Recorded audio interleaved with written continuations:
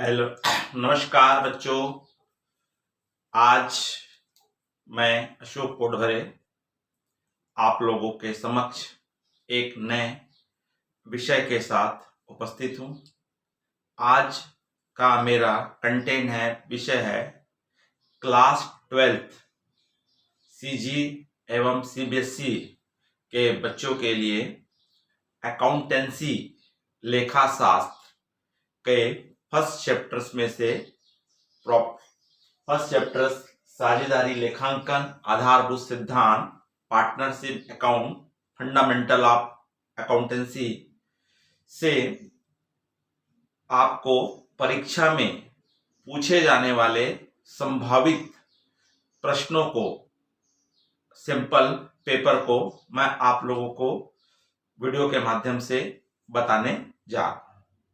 जो क्वेश्चंस मेरे द्वारा बताए जाएंगे उनके वार्षिक परीक्षा में पूछे जाने के 99% चांसेस हैं। साथ ही या इसी पैटर्न के आपको परीक्षा में प्रश्न पूछे जाएंगे। उसी कड़ी में मैं आज आप लोगों को एक न्यूमेरिकल प्रॉब्लम्स सॉल्व करके बताने जा रहा हूं। अगर बच्चों आप इस चैनल में नए हैं तो तत्काल सब्सक्राइब कर दे, आइकॉन बेल को पुश कर दे, जिससे कि आपको आने वाले वीडियो की आपको सूचना मिल सके। बच्चों, आज मैं आप लोगों को बताने जा रहा हूं प्रॉफिट एंड लॉस अकाउंट कैसे बनाया जाता है, profit and loss appropriation account कैसे बनता है और क्यों बनता है। बच्चों, आप लोगों ने सर्वप्रथम क्लास 11th में आपने फाइनल स्टेटमेंट पढ़े हैं, अंतिम लेखे पढ़े हैं, जिसमें आपने trading account, profit and loss account और बैलेंस शीट बनाए हैं। व्यापार लेखा, लाभ हानि लेखा और चिट्ठा आपने बना चुके हैं।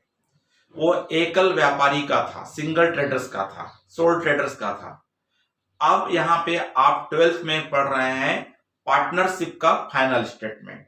तो पार्टनरशिप फर्म भी सेम जिस प्रकार से एकल व्यापारी फाइनल स्टेटमेंट बनाता है, ठीक उसी प्रकार से पार्टनरशिप फर्म भी अपने फाइनल स्टेटमेंट रखती है, जिसमें वो बनाती है, पहला बनाती है ट्रेडिंग अकाउंट, दूसरा बनाती है प्रॉफिट एंड लॉस अकाउंट और वो तीसरा अकाउंट एक्स्ट्रा बनाती है जो profit and loss appropriation account है, लाभ हानि नियोजन लेखा है। जो आप लोगों ने नहीं पढ़ा है उसी को आपको 12th में पार्टनरशिप में आपको बताया जा रहा है। और चौथा, जैसे बैलेंस शीट पहले बनती थी, सेम फर्म की बैलेंस शीट बनती है। तो बच्चों, इसमें ये नया है लाभ हानि नियोजन खाता, profit and loss appropriation account, जिसको आपने 11th में नहीं पढ़े हो। तो इसको क्यों बनाया जाता है? तो एक्चुअल में जो नेट प्रॉफिट होता है, उस नेट प्रॉफिट में से जो बिजनेस के ओनर्स होते हैं, मालिक होते हैं, अर्थात पार्टनर्स, उनको जो भी अमाउंट्स भुगतान की जाती है लाभ में से, उन सबको एक अलग से स्टेटमेंट बना करके उसमें दर्शाया जाता है कि कौन कौन सी राशियां हम पार्टनर्स के पर्सनल अकाउंट्स में प्रॉफिट में से दे रहे हैं और पार्टनर से कौन सी अमाउंट हमको लेनी है। उन सब का उल्लेख किसमें किया जाता है? Profit and loss appropriation account में किया जाता है। इसलिए बच्चों, प्रश्न में आपको trading account, profit and loss account बनाने के लिए नहीं कहता है, आपको वो प्रॉफिट एंड लॉस अकाउंट का नेट प्रॉफिट आपको प्रश्न में दे देता है और उस नेट प्रॉफिट में से ही साझेदारों को कौन कौन सी अमाउंट पे की जाती है उनको यहाँ पे लिखा जाता है। तो प्रमुख रूप से साझेदारों को भुगतान की जाने वाली राशियां होती है, उसमें फर्स्ट होती है इंटरेस्ट ऑन कैपिटल, क्योंकि पार्टनर्स को हम क्या देते हैं? इंटरेस्ट देते हैं। तो किसमें से देंगे? प्रॉफिट में से ही दिया जाता है। अगर पार्टनर अपना पूरा समय दे रहा है बिजनेस में, तो उसके बदले में उसको हम क्या देते हैं? सैलरी देते हैं। अगर किसी पार्टनर ने फर्म को लोन दिया है तो उस लोन के बदले में उसे इंटरेस्ट पाने का अधिकार होता है, तो वो इंटरेस्ट भी किसमें दिया जाता है? एप्रोप्रिएशन अकाउंट में दिया जाता है। और अगर यदि कोई हम मैनेजर को अपने व्यापार के मैनेजर को, अगर पार्टनर पूरा समय नहीं दे पा रहे हैं तो अगर वो मैनेजर रखे हैं, अगर मैनेजर को अगर प्रॉफिट में शेयर देना चाहते हैं तो उस कंडीशंस में भी मैनेजर के कमीशन को भी हम कहां लिखते हैं, एप्रोप्रिएशन अकाउंट में लिखा जाता है। और क्रेडिट साइड में एक ही आइटम आता है, इंटरेस्ट ऑन ड्रॉइंग्स। अगर पार्टनर ने बिजनेस से पैसा विड्रॉ किया है तो उसे बिजनेस को क्या देना होता है, इंटरेस्ट देना होता है। और कई बार हमारा आता है अगर किसी पार्टनर ने गुड्स का ड्राइंग्स किया है तो उसको भी पार्टनर्स एप्रोप्रिएशन अकाउंट के क्रेडिट साइड में लिखा जाता है। अगर प्रश्न में आपको उनके द्वारा संलेख दिया हुआ है कि किस प्रकार से वो अपना बिजनेस को ऑपरेशन करेंगे, रन करेंगे, तो उसी आधार पर हमको अकाउंट्स बनाना होता है। अर्थात अगर इंटरेस्ट ऑन कैपिटल दिया हुआ है, सैलरी दी हुई है, मैनेजर का कमीशन दिया हुआ है, तो आप जितना परसेंट बोला है, जैसे बोला है वैसे ही हमको बनाना है। अगर यदि पार्टनरशिप में डीड नहीं है, उनके बीच में किसी प्रकार का लाभ बांटने का अनुपात नहीं दिया है, कोई समझौता नहीं हुआ है, तो उस कंडीशन में समझौते के अभाव में लागू होने वाले नियम अडॉप्ट किए जाते हैं। जिसमें पहला नियम है, अगर साझेदारों को जो भी प्रॉफिट होगा उसको पार्टनर आपस में बराबर बराबर बांटेंगे। अगर किसी साझेदार ने फर्म को ऋण दिया है तो उसको 6% वार्षिक ब्याज पाने का अधिकार होता है। अगर डीड में तय नहीं है तो ना तो उन्हें इंटरेस्ट ऑन कैपिटल दिया जाएगा, ना तो इंटरेस्ट ऑन ड्रॉइंग्स लिया जाएगा, ना तो सैलरी या कमीशन दिया जाता है। तो बच्चों, इस बात को ध्यान में रख करके ही आपको अपने प्रश्न सॉल्व करना है। चलिए बच्चों, मैं आपको एक बहुत इंपॉर्टेंट क्वेश्चन है जिसके परीक्षा में पूछे जाने के बहुत ज्यादा चांसेस है, उस प्रश्न को मैं आपको सॉल्व करके समझाने का प्रयास करता हूं। चलिए बच्चों, तो हमको यहां बनाना है profit and loss appropriation account बनाना है, जिसका फॉर्मेट होता है, प्रारूप होता है, डेबिट साइड और क्रेडिट साइड होता है। डेबिट साइड में पर्टिकुलर विवरण, राशि, अमाउंट, पर्टिकुलर और अमाउंट, राशि लिखा जाता है।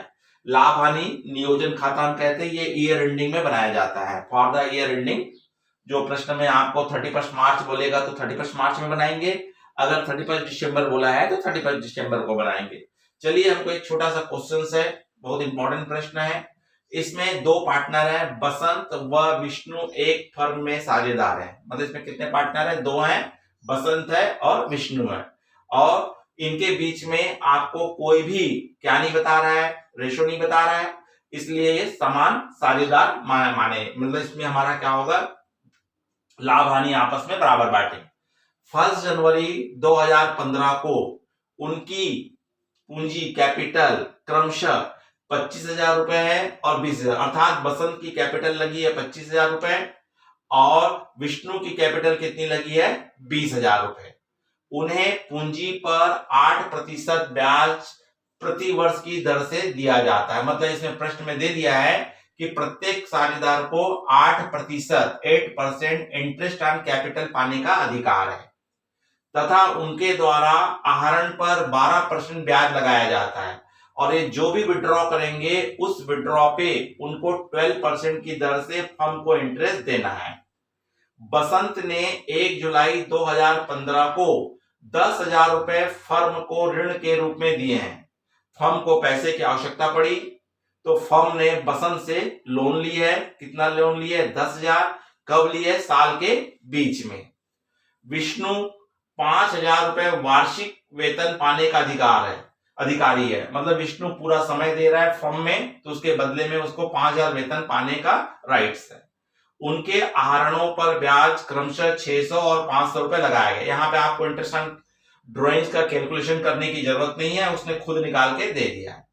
31 दिसंबर 2015 को समाप्त वर्ष का लाभ उपयुक्त समायोजन के पूर्व, मतलब ये सब एडजस्टमेंट करने के पहले हमारे पास कितना था, 25,000 रुपए था। और वर्ष 2015 का लाभ हानि नियोजन खाता बनाइए बोल रहा है, profit and loss appropriation account बनाने के लिए आपको कह रहा है। तो उपयुक्त एडजस्टमेंट मतलब ये आपको प्रॉफिट एंड लॉस में पहले से आपको प्रॉफिट दे चुका है। तो सबसे पहले क्रेडिट साइड में हम लिखेंगे बाई बैलेंस बीडी या शेष लाया गया, या आप नेट प्रॉफिट भी लिख सकते हैं, क्योंकि पहले से हमको क्या दिया हुआ है, इसका नेट प्रॉफिट बिफोर एडजस्टमेंट कितना दे दिया है, 25,000 रुपए।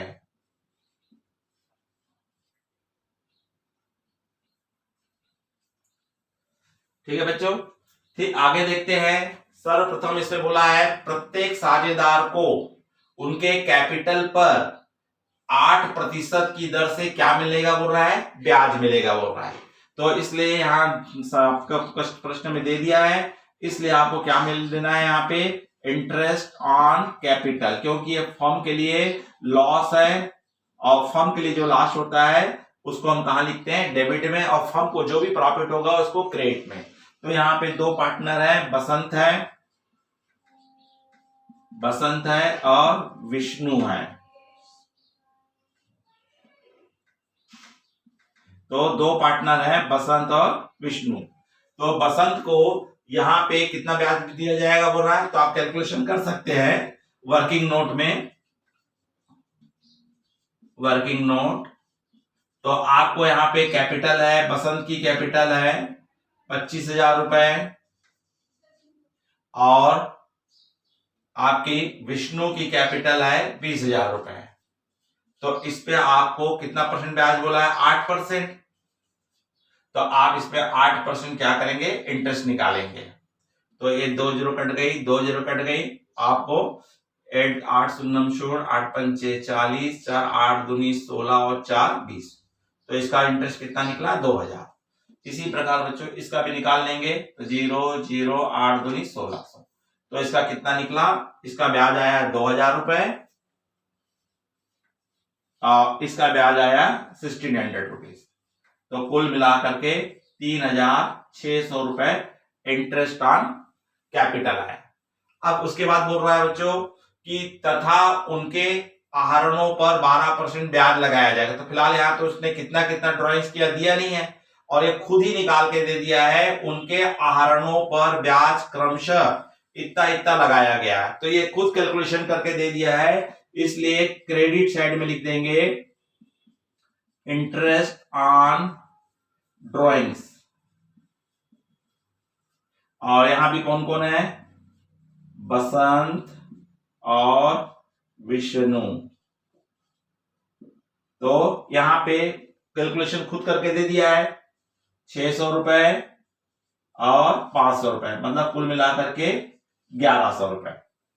अब आगे आएंगे, आगे बता रहा है हमको बसंत ने 1 जुलाई 2015 को फर्म को 10,000 रुपए के ऋण के रूप में दिए हैं। तो अब कोई भी साझेदार फर्म को ऋण देता है तो उस ऋण पर उसे 6% ब्याज पाने का अधिकार होता है।